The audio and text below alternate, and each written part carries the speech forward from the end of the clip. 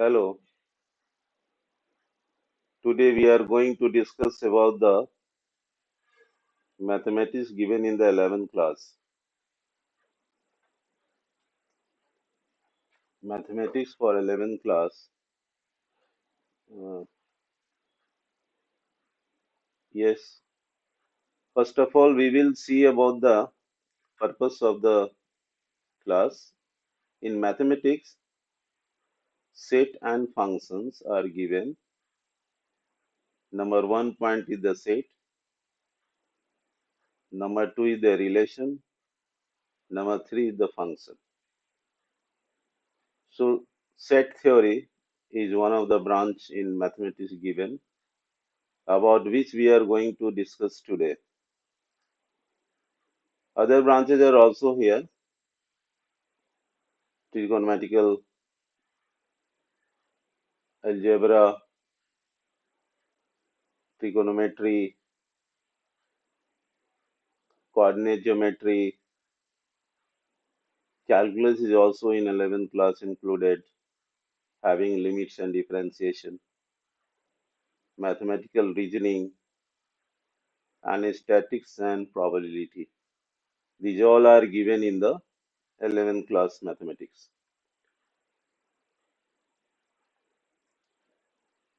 Let us see what is set and how to study the set in mathematics. The unit 1 includes sets and function, in which the first topics given in the set theory is the what is the meaning of set and their representation. So let us see what are set.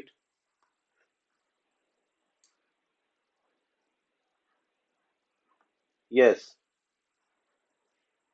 in our mathematical language, everything in this universe, whether living or non-living, is called an object. Mathematical language में universe का हर चीज, चाहे वो living हो या non living हो, को object कहते हैं. अब इसको देखिए कैसे सेट थ्योरी में लिंक किया गया है.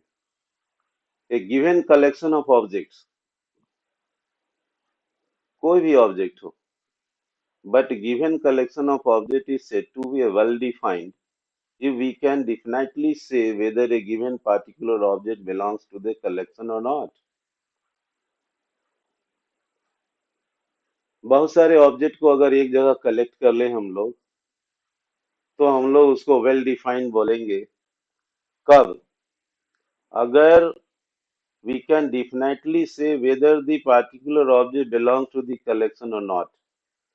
जो कलेक्शन ऑफ ऑब्जेक्ट किया गया है, कलेक्टिवली एक जगह उसको रखा गया है, उसमें वो मेंबर है कि नहीं है.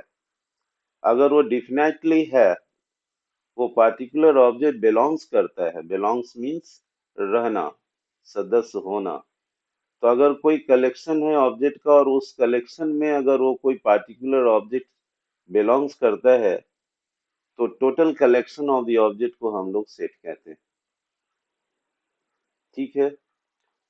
और दूसरी बात, सेट को और मैथमेटिकल लैंग्वेज में एज ए स्टूडेंट और एज ए टीचर कैसे कम समय में डिफाइन करें.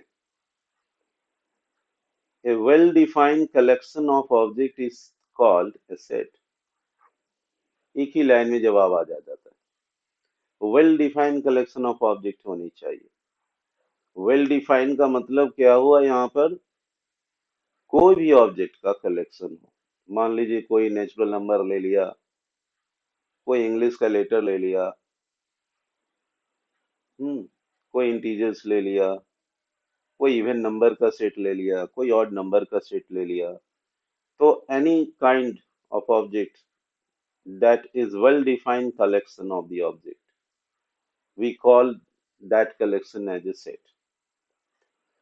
दूसरी बात, the objects in a set are call its members. जो कलेक्शन में एक एक ऑब्जेक्ट है, वन पार्टिकुलर इंडिविजुअल, उसको हम लोग मेंबर बोलते हैं।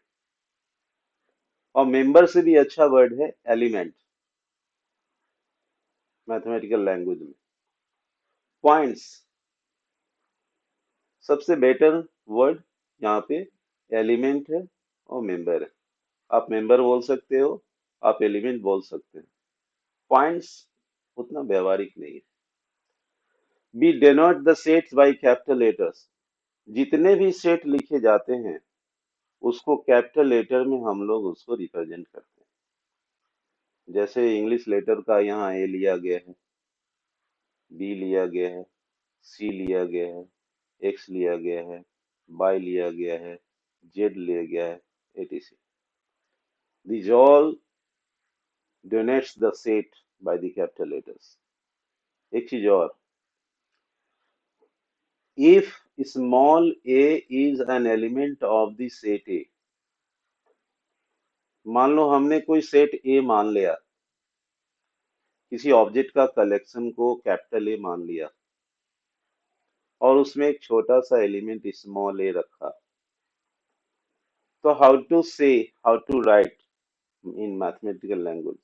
If small a is an element of the set A, we can write small a belongs to A. ये जो यहाँ सिंबल हो रहा है देखो, small A belongs to A का मतलब क्या हुआ?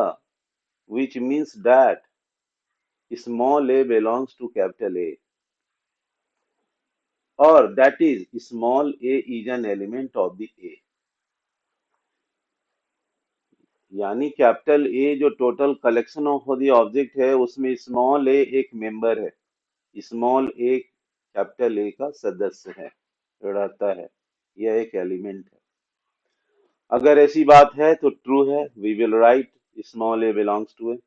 छोटा सा लेटर लिखे, बिलोंग्स कर दिए, कैपिटल ए बोल दिए, इसका मतलब हो गया small A is the member of the capital A, and capital A is nothing but the set, and set means what? Collection of all the objects which is well defined. अगर ऐसा बात नहीं है, अगर मेंबर नहीं है, we have the set, we have the collection of object, but we observe that small a is not the member. अगर ऐसी बात आ गई, by the way, by chance, if the small a is not the member of the A, तो हम लोग क्या करते हैं? If small a does not belongs to A, then we write small a does not belongs to A. तो does not को क्या लिखते हैं हम लोग? does not को how to explain?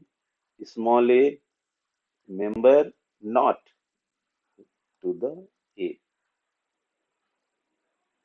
So in mathematical language, everything in the universe, whether it is living or non-living, which is called an object, and if collection of object is well defined, we call the well defined collection of object as a set. An object in a set are called members or elements, points, and we used to denote it by capital letters of A, B, C, X, Y, Z, etc. And for simplicity, small a is taken as an element of the set A, and we used to write small a belongs to capital A. And if small a does not belongs to the capital A, then we will write A does not belongs to A. So this is the meaning given in the set. Now let us see more about this. We can take some examples also.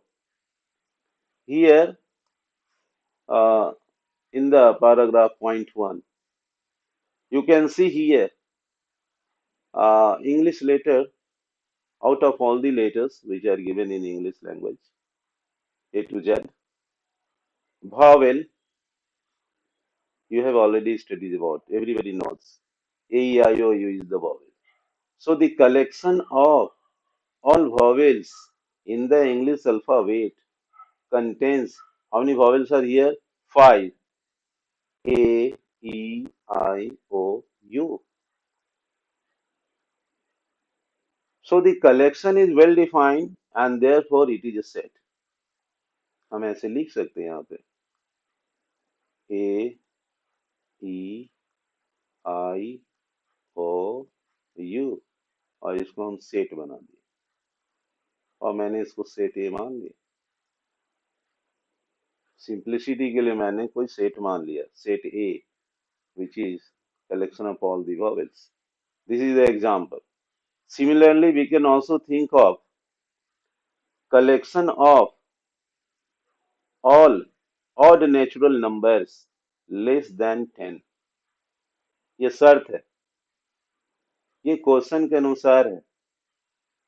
Collection of all the odd numbers less than 10, तो 10 से कम वाला, मान लो 10 यहाँ पर है। अब यहाँ पर हमको ऑड नंबर का कलेक्शन करना है, तो ऑड नंबर कौन कौन होता है? 1 है, 3 है, 5 है, 7 है, 9 है। 10 से कम, तो 10 से कम वाला का यहाँ पर सेट होना चाहिए, कलेक्शन होना चाहिए। तो collection of all odd natural number which is less than 10 are 1 3 5 7 9। अब इसको आप सेट के रूप में रख लो, आप इसको सेट के रूप में रख लो। ऑड नंबर का सेट है मान लो, इसको कर्सी राइटिंग में रखो, ये रखो, सेट का फॉर्म में दे दो। हाँ, और 1 3 5 7 9 लिख दो। अब कोई सेट इसको बना दो, कोई भी सेट। मान लो मैंने बी बोल दिया, B is the set of all the odd numbers which are less than 10। तो we should think of what are given in the question. If the question is restricted about the odd natural numbers and that natural number must be less than 10, then we will not keep any other number more than 10. So, how to understand the set? We should fix up what the question is given. Question में क्या है और क्या बोल रहा है, उसके अनुसार आप सेट कर लो, and then you make the set. Second paragraph clear हो गया होगा। अब आ जाइए थर्ड पॉइंट पे, collection of all prime numbers less than 20। Prime numbers, अब प्राइम नंबर का नॉलेज होना चाहिए। प्राइम नंबर क्या है, उसका कलेक्शन कैसे करोगे, all prime number less than 20 कौन कौन सा है, इसमें कितने नंबर्स आते हैं। तो आप देखिए यहाँ 2 3 5 7 11 13 17 एंड 19, ये सारे जो नंबर्स हैं वो all prime numbers less than 20 में आते हैं। आप इसको सेट के रूप में, so this collection is well defined and so it is a set. तो अगर आपको सेट बोलना है ऑल प्राइम नंबर्स का, तो आप इस फॉर्म में दे, जैसे मैंने क्वेश्चन 1 पैराग्राफ, सेकंड पैराग्राफ को लिया, थर्ड पैराग्राफ को इसी तरह मैं एक सेट बना सकता हूँ। मान लो कोई सी मैंने कैपिटल ले लिया, और इसको सारे नंबर को हमने कॉमा दे के लिखते चले गए जो जो प्राइम नंबर्स हैं। हाँ, 17 and 19, you have written this in the form of set.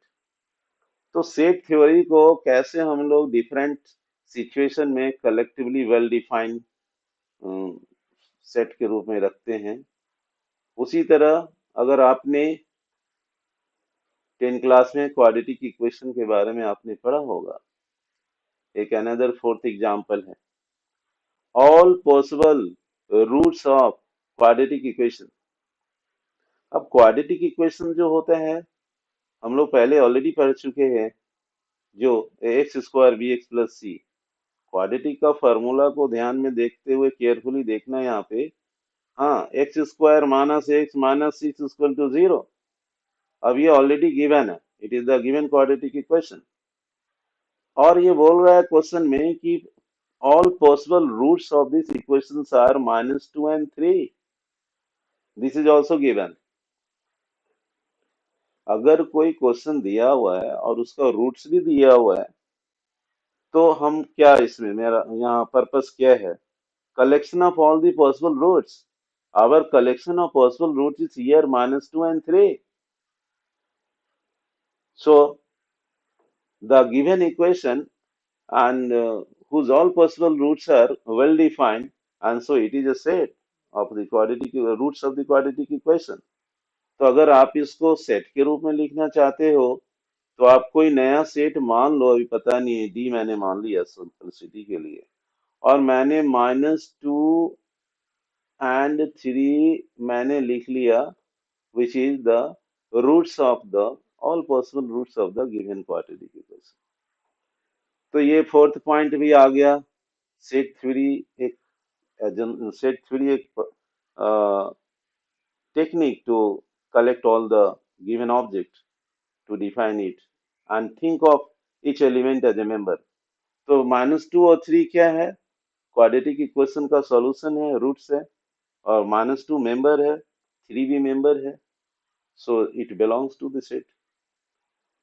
इसी तरह आप अगर फिफ्थ पॉइंट में आओ, हाँ ऐसे एग्जांपल्स है, collection of all the reverse of India. अब इंडिया में जितनी भी नदियों का नाम है, अब नाम यहाँ नहीं, मैथमेटिकली थिंकिंग है कि collection of all the rivers in India is clearly well defined and therefore it is a set। अब अगर उनका नेम बोलना रहेगा तो नेम का भी सेट हो सकता है, लेकिन अगर आप वर्ड में लिखा हुआ है कि collection of all rivers of India is well defined and it is a set, we can write. हाँ, कोई सेट फॉर्म में डाल के लिख देंगे all rivers of India. River Ganga belong to this set while river Nile does not belongs to. तो जो India का रिवर है, अगर उसमें कोई भी रिवर्स का आपने नाम डाला है तो that is a member, that is true. अगर नहीं है, अब फॉरेन का कोई, हाँ, नील रिवर का नाम ले लेंगे, अब वो नहीं है, बिलोंग्स कर रहा है तो नहीं है। उसी तरह कुछ और भी सोच सकते हैं हम लोग, collection of 5 most talented writers of India, ऐसा सोचा गया। This is the given situation wear collection of 5 most talented writers of India is not a set because no rule has been given for the deciding whether a given writer is talented or not।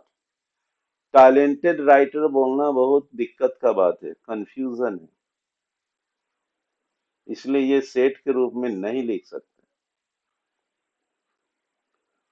तो कुछ व्यवहारिक, natural और collection, इस तरह की बातें जो होती हैं उसको हम लोग सेट में रखते हैं। ठीक है, नो, यस, अब आ जाओ, थोड़ा सा और डिस्कशन कर लो। Collection of most dangerous animals of the world is not a set। अब most dangerous element कोई particular है नहीं। Collection of most dangerous animals of the world is not a set। Why? Because no rule has been given for deciding whether the animal is dangerous or not। तो ऐसी बातों का set हम लोग नहीं रखते हैं। Collection of 5 most renowned mathematicians of the world is not a set।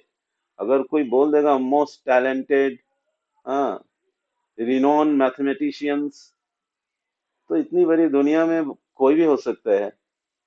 तो इसलिए collection of 5 most renowned mathematicians of the world is not a set. तो इस तरह का एग्जाम्पल को आप ध्यान में रखेंगे कि कौन सा कलेक्शन सेट नहीं होता है, because there is no criteria for deciding whether the mathematician is renowned और नॉट। तो ये सारी बात को ध्यान में रखनी है। एक और है, 9th पॉइंट है आपका, बहुत अच्छा अच्छा बात है इसमें दिया हुआ। Collection of all beautiful girls of India is not a set. Since the term beautiful is vague and it is not well defined, rich persons, honest persons, good players, old people, young men do not form a set। इस तरह की बातों का set नहीं बनता है। However, blind persons, dumb persons, illiterate persons, retired persons, these form the set। ये set बनाता है, तो ये भी काफी अच्छा बात है। Mathematics and thinking about the set, which is considered as a set, which is not considered as a set, ये भी काफी अच्छी बातें हैं आज की।